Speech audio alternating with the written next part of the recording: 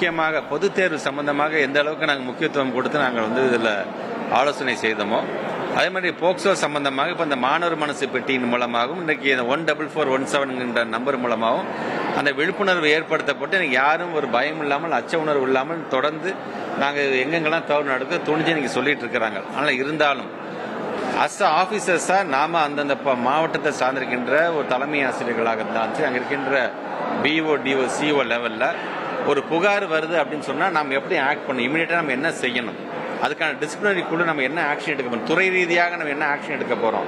அதன் பிறகு அது போக்சோ சட்டம் அது காவல்துறை பக்கம் பண்ணுங்க, அவங்க அது கஸ்டோடியல் எடுத்து அவங்க என்ன பண்ண போறாங்க. இது ஒரு புறம் இருக்குதுன்னு நம்ம சைட்லேருந்து எந்த ஒரு காலதாமதமும் இல்லாமல் அதை செய்ய வேண்டும். குறிப்பாக மாண்புமிகு தமிழ்நாட்டு முதலமைச்சர் இப்போ எங்களையும் அழைத்து என்ன சொல்லியிருக்காங்க, இதற்கான ஒரு வரைவு இமிடியேட்டாக ஒரு SOP ரெடி பண்ணுங்க. நீங்கள் இது சார்ந்து இமிடியேட்டாக நீங்கள் என்ன ஆக்ஷன் எடுக்க போறீங்க ஒரு சார்ந்து கொடுங்கன்னு இருக்காங்க. வித்தின் 3 to 4 days அது வந்ததுக்கு பிறகு ஒட்டுமொத்தமாக எல்லா சிஓஸ்க்கும் அது நாங்கள் அதை சொன்னதுக்கு பிறகு சர்க்குலராக அமைத்ததுக்கு பிறகு இனி இது மாதிரியான புகார்கள் வராத வண்ணம் நம்ம எப்படி ஒரு விழிப்புணர்வு ஏற்படுத்தணும்.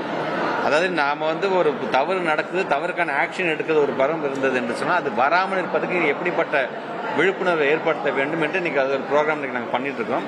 கல்வியாண்டு ஜூன் மாதம் கல்வியாண்டு வரும்போது எப்படி 1 வீக்குக்கு நிறைய அந்த NGOs மூலமாகவும் காவல்துறை நண்பர்கள் மூலமாகவும் சோசியல் வெல்ஃபேர் டிபார்ட்மெண்ட் மூலம் நம்ம தொடர்ந்து ஒரு விழிப்புணர்வு ஏற்படுத்துகிறோமோ, கூடுதலாக இது சார்ந்தும் எப்படி அதை நம்ம தெரிவுபடுத்த போறோம் என்கின்ற விதத்தில் ஒரு ப்ரோக்ராம் நாங்கள் செய்ய போறோம். நாங்கள் அது ஒரு மாஸ் அவேர்னஸாக அது கண்டிப்பாக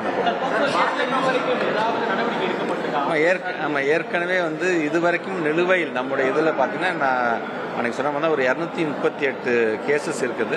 அந்த 238 கேஸில் கிட்டத்தட்ட ஒரு 11 பேர்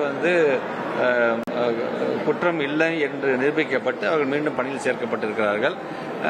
கிட்டத்தட்ட ஒரு 7 பேர் இறந்தே போயிட்டாங்க, ஜுடிஷியல் கஸ்டடியில் தனியாக இருக்கிறார்கள். இந்த மார்ச் மாதம் 10ஆம் தேதி போல் ஒரு 56 பேருக்கு ஃபைனல் ஆர்டர்ஸே வரப்போகுது. இது இல்லாமல் ஒரு 50க்கும் மேற்பட்டவர்களுக்கு ஸ்க்ரூட்னி ப்ராசஸ் போயிட்டு இருக்கு. ஸோ எதுவுமே நிற்கலை. என்னென்ன புகார்கள் வருது அது சார்ந்து தவறு செய்தவர்கள் யாராக இருந்தாலும் எந்த பள்ளிக்கூடமாக இருந்தாலும் அதற்கான ஆக்ஷன் நம்ம இறங்கிட்டோம். அதனால் யாரும் பயப்பட தேவையில்லை. உங்களுக்கான அந்த பாதுகாப்பை உறுதி செய்ய வேண்டியது அரசாங்கத்தினுடைய கடமை. தவறு என்று வரும்பொழுது அது எப்படிப்பட்ட தவறாக இருந்தாலும் இமிடியேட்டாக அதுக்கான ஆக்ஷன் எடுக்க வேண்டும் என்ற விதத்தை நான் செய்து கொண்டிருக்கிறேன்.